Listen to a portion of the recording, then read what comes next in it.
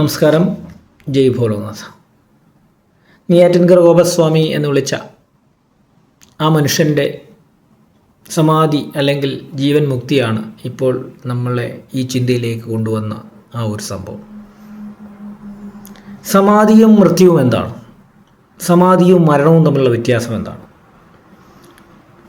ശരീരത്തിൽ നിന്ന് ജീവൻ പുറത്തേക്ക് പോകുന്ന അല്ലെങ്കിൽ മറ്റൊന്നിലേക്ക് ലയിക്കുന്ന ആ ഒരു പ്രക്രിയയാണ് മരണവും സമാധിയുമെല്ലാം. അപ്പോൾ ജീവൻ എന്താണ്? ജീവൻ എന്ന് പറയുന്നത് ഒരു ശക്തിയാണ്, ജീവൽ ശക്തി, ഒരു എനർജി. ഈ എനർജി നമ്മുടെ ഈ യൂണിവേഴ്സ് മുഴുവൻ, ഈ ലോകം മുഴുവനുണ്ട്. ലോകമെന്ന് പറയുന്നത് നമ്മുടെ ഈ ഗ്രഹങ്ങൾക്കും അപ്പുറം, നമ്മുടെ ഈ മിൽക്കി വേക്കും അപ്പുറം, ഇതിനെയെല്ലാം നിയന്ത്രിക്കുന്നത് നമുക്കറിയാം. സയൻസ് പറയുന്നുണ്ട്, സൗരയൂഥത്തിൽ സൂര്യന് ചുറ്റും എങ്ങനെയാണോ ഗ്രഹങ്ങൾ കറങ്ങുന്നത്, അതുപോലെ തന്നെയാണ് നമ്മുടെ ഉള്ളിലുള്ള ഈ ശരീരത്തിന് ഉള്ളിലുള്ള കോശത്തിനുള്ളിലുള്ള ആ ആറ്റത്തിൽ ഇലക്ട്രോണുകൾ ആ ന്യൂക്ലിയസിന് ചുറ്റും കറങ്ങുന്നതെന്ന്. ഇതൊക്കെ സയൻസാണ്. ഡോക്ടർ എൻ ഗോപാലകൃഷ്ണൻ വളരെ നന്നായി വിശദീകരിച്ചിട്ടുണ്ട്. അപ്പോൾ അങ്ങനെ അതിനെല്ലാം നിയന്ത്രിക്കുന്ന ആ പരമാത്മാവ്, പരാശക്തി, പരബ്രഹ്മം, അതിൻ്റെ ഒരു രൂപം, ഒരു ഭാഗം എൻ്റെ ഈ ശരീരത്തിൽ, ഈ ഉടുപ്പിനുള്ളിലുള്ള, എൻ്റെ ഈ ത്വക്കിനും മാംസത്തിനും ഉള്ളിലുള്ള ഈ ശരീരത്തിൽ പ്രവർത്തിക്കുന്നുണ്ട്. അതിനെയാണ് ജീവാത്മാവ് അല്ലെങ്കിൽ ജീവൻ എന്ന് പറയുന്നത്. ഈ ജീവനാണ് എൻ്റെ നാവിനെ നിയന്ത്രിക്കുന്നത്, കണ്ണിനെ നിയന്ത്രിക്കുന്നത്, ഹൃദയത്തെ നിയന്ത്രിക്കുന്നത്, എൻ്റെ ശരീരത്തെ മൊത്തം നിയന്ത്രിക്കുന്നത്, ശരീരത്തിൻ്റെ മുഴുവൻ പ്രവർത്തനങ്ങളെയും നിയന്ത്രിക്കുന്നത്. അതിന് ദശപ്രാണന്മാർ, 10 പ്രാണന്മാരെന്ന് പറയും. മരിച്ചാൽ ഒരു പ്രാണൻ ബാക്കി നിൽക്കും. അത് നമ്മുടെ ശരീരത്തെ ജീർണിപ്പിക്കുവാനുള്ള പ്രാണനാണ്. അപ്പോൾ ഈ ജീവാത്മാവിനെ, ആ ജീവാത്മാവ് ശരീരത്തെ വിട്ട് വേറൊരു ശരീരത്തേക്ക് പോകുന്ന അവസ്ഥയാണ് മൃത്യു എന്ന് പറയുന്നത്, അല്ലെങ്കിൽ മരണം എന്ന് പറയുന്നത്. മൃത്യുവും സമാധിയും തമ്മിലുള്ള വ്യത്യാസം. അപ്പോൾ എൻ്റെ ഈ ശരീരത്തെയും ലോകത്തെയും എല്ലാം നിയന്ത്രിക്കുന്നത് പരമാത്മാവാണ്, അല്ലെങ്കിൽ പരബ്രഹ്മമാണ്, അല്ലെങ്കിൽ പരാശക്തിയാണ്. ഈ പരാശക്തിയെ, പരബ്രഹ്മത്തെ നമുക്ക് ഈശ്വരൻ എന്ന് വിളിക്കാം. ഈ ഈശ്വരൻ്റെ നിയന്ത്രണത്തിലാണ് ഈ കാര്യങ്ങളെല്ലാം നടക്കുന്നത്.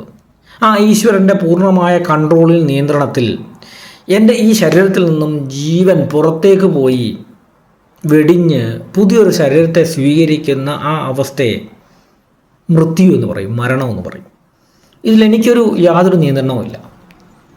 അത് എൻ്റെ കർമ്മബന്ധങ്ങളനുസരിച്ച്, കർമ്മ ഫലങ്ങളനുസരിച്ച് പുതിയ ശരീരത്തെ തേടുന്നു. ഇത് നിയന്ത്രിക്കുന്നത് മുഴുവൻ ആ പരാശക്തിയാണ്, പരബ്രഹ്മമാണ്, അല്ലെങ്കിൽ ആ ഈശ്വരനാണ്. ഈശ്വരൻ്റെ കൺട്രോളിലാണ് ഇതെല്ലാം നടക്കുന്നത്. അപ്പോൾ ഞാൻ മരിക്കുന്നത്, അല്ലെങ്കിൽ ഈ ശരീരത്തിൽ നിന്ന് ആ എൻ്റെ ജീവൻ, ഞാനാകുന്ന ജീവൻ പുറത്തേക്ക് പോയി വേറൊരു ശരീരത്തിലേക്ക് പ്രവേശിക്കുന്നത് ഈശ്വരൻ്റെ കൺട്രോളിലാകുമ്പോൾ അതിനെ മൃത്യു അല്ലെങ്കിൽ മരണം എന്ന് പറയും. അതിൽ എനിക്ക് യാതൊരു റോളുമില്ല. ഞാൻ എപ്പോൾ മരിക്കുമെന്ന് എനിക്കറിയില്ല. ഏത് സമയത്തേക്കാണ് എൻ്റെ മരണം നിശ്ചയിച്ചിരിക്കുന്നത് എന്നൊന്നും എനിക്ക് നിയന്ത്രിക്കുവാൻ സാധിക്കില്ല. അതല്ല ഈശ്വരൻ്റെ കൺട്രോളിലാണ്. എന്നാൽ എൻ്റെ ജീവാത്മാവിനെ ശുദ്ധി ചെയ്താൽ, ആ ശുദ്ധി ചെയ്യുന്നത് തപശക്തി കൊണ്ടും തപസ് കൊണ്ടും സാധന കൊണ്ടും. ഈ തപസ്സും സാധനയും ഒക്കെ എന്താണെന്നുള്ളത് വേറെ എപ്പോഴെങ്കിലും പറയാൻ സാധിക്കും. തപസ്, സാധന, അല്ലെങ്കിൽ പലതരം യോഗങ്ങളിലൂടെ, കർമ്മയോഗം, ജ്ഞാനയോഗം, ഭക്തിയോഗം, അല്ലെങ്കിൽ യോഗ പോലുള്ള സാധനങ്ങളിലൂടെ, അല്ലെങ്കിൽ അവനവൻ്റെ കുലധർമ്മങ്ങൾ, കുല ആചാരങ്ങൾ കൃത്യമായി നിർവഹിച്ചുകൊണ്ട് നമുക്ക് നമ്മുടെ ആത്മാവിനെ ശുദ്ധി ചെയ്ത് നമുക്ക് ഈ ഈശ്വരൻ്റെ തീരുമാനത്തെ നിയന്ത്രിക്കുവാൻ സാധിക്കും. എൻ്റെ ആത്മാവ് 10% ശുദ്ധിയായാൽ ഞാൻ 10 വർഷം ഈ തപശക്തി അല്ലെങ്കിൽ സാധനാശക്തി, സാധന ചെയ്ത്, തപസ് ചെയ്ത്, അല്ലെങ്കിൽ ഒന്നുമല്ലെങ്കിൽ ഭക്തിയിലൂടെ, അതല്ലെങ്കിൽ എൻ്റെ കർമ്മം കൃത്യമായി നിർവഹിച്ചുകൊണ്ട്, എൻ്റെ കുല ആചാരങ്ങൾ കൃത്യമായി നിർവഹിച്ചുകൊണ്ട് ഞാൻ എൻ്റെ ജീവാത്മാവിനെ ശുദ്ധി ചെയ്താൽ ഈശ്വരൻ്റെ തീരുമാനങ്ങളെ എനിക്ക് സ്വാധീനിക്കുവാൻ പറ്റും. എനിക്ക് ഇപ്പോൾ മരിക്കേണ്ട, അല്ലെങ്കിൽ ഈ ശരീരം വിട്ടുപോകാനൊന്നും അങ്ങനെ സാധിക്കുകയില്ല. മറിച്ച് എനിക്ക് പകൽ മതി, രാത്രി എൻ്റെ ഈ ശരീരത്തെ ഉപേക്ഷിക്കേണ്ട എന്നുള്ള തീരുമാനം എനിക്കെടുക്കുവാൻ സാധിക്കും. എന്നാൽ ഒരു 20 വർഷം, 30 വർഷം, 40 വർഷം, 50 വർഷമൊക്കെ സാധനയും തപസ്സും കുലാചാരങ്ങളും ഒക്കെ അനുഷ്ഠിച്ചാൽ, കർമ്മങ്ങളൊക്കെ കൃത്യമായി ചെയ്താൽ, ധർമ്മത്തിനും സത്യത്തിനും അനുഷ്ഠിച്ച് ചെയ്താൽ, എൻ്റെ ജീവാത്മാവിനെ ശുദ്ധി ചെയ്താൽ, 60% ശുദ്ധി ചെയ്താൽ, മഹാത്മാക്കളായാൽ, മഹത്തുക്കളായാൽ, എനിക്ക് എൻ്റെ ഈ ശരീരത്തെ ഉപേക്ഷിക്കുന്ന ആ ഒരു അവസ്ഥയ്ക്ക് അല്ലെങ്കിൽ ആ ഒരു പ്രക്രിയയ്ക്ക് ഈശ്വരമേൽ സ്വാധീനം ചെലുത്തുവാൻ സാധിക്കും. എനിക്കൊരു മാസം കൂടെ കഴിഞ്ഞിട്ട് എൻ്റെ ഈ ശരീരം ഉപേക്ഷിച്ചാൽ മതി, അല്ലെങ്കിൽ എൻ്റെ ഈ ശരീരത്തിലുള്ള കർമ്മങ്ങളെല്ലാം കഴിഞ്ഞു, എനിക്കൊരു 2 മാസം മുമ്പേ അല്ലെങ്കിൽ 1 വർഷം മുമ്പേ എനിക്ക് ഈ ശരീരം ഉപേക്ഷിക്കാം എന്നുള്ള തീരുമാനത്തിൽ, ഈശ്വരൻ്റെ ആ നിശ്ചയത്തിൽ സ്വാധീനം ചെലുത്തുവാൻ എനിക്ക് സാധിക്കും. അതിനെയാണ് അങ്ങനെ സ്വാധീനം ചെലുത്തി ആ തരത്തിൽ എൻ്റെ ജീവനെ എൻ്റെ ശരീരത്തിൽ നിന്ന് മുക്തമാക്കുന്ന ആ പ്രക്രിയയാണ്, ആ ഒരു പ്രവൃത്തിയാണ് സമാധി എന്ന് പറയുന്നത്. വ്യക്തമായി പറഞ്ഞാൽ മൃത്യുവിൽ ഈശ്വരനാണ് കൺട്രോൾ ചെയ്യുന്നത്, ഈശ്വരൻ്റെ തീരുമാനങ്ങളാണ് നടപ്പാക്കുന്നത്.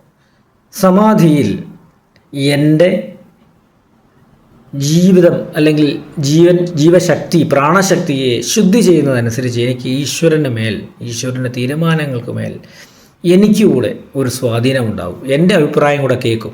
അതനുസരിച്ചിട്ടാണ് എൻ്റെ ഈ ശരീരത്തിൽ നിന്ന് എൻ്റെ ജീവശക്തിയെ, പരമാത്മാവിൻ്റെ ഭാഗമായിട്ടുള്ള എൻ്റെ ജീവാത്മാവിനെ മുക്തനാക്കി വേറൊരു ശരീരത്തിലേക്ക് പോകുന്നത്, അല്ലെങ്കിൽ ആ പരമാത്മാവിൽ തന്നെ ലയിക്കുന്നത്. ഇതാണ് സമാധിയും മൃത്യുവും തമ്മിലുള്ള വ്യത്യാസം.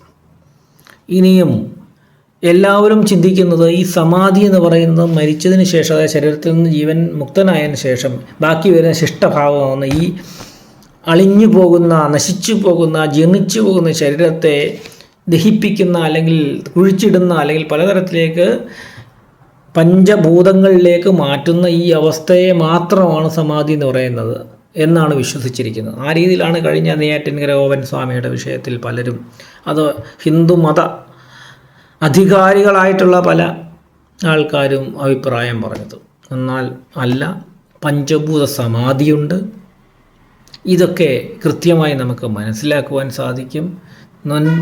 മുൻപിലത്തെ വീഡിയോയിൽ പറഞ്ഞതുപോലെ ഇതൊക്കെ അറിയാവുന്ന വലിയ വിദ്വാൻമാർ, അറിവുള്ളവർ, പണ്ഡിതന്മാർ, വേദശാസ്ത്ര പണ്ഡിതന്മാർ, കുലാചാര പണ്ഡിതന്മാർ, അവരൊക്കെ ഉണ്ട് നമ്മുടെ ഈ സമൂഹത്തിൽ. അവരോട് ചോദിച്ചത് മനസ്സിലാക്കുവാൻ സാധിക്കും. എൻ്റെ ഈ ചാനലിൽ ഞാൻ ഈ കാര്യങ്ങൾ എല്ലാവരുടെയും അനുഗ്രഹത്തോടുകൂടി പറയുന്നുണ്ട്, അനുഭവത്തോടുകൂടി പറയുന്നുണ്ട്.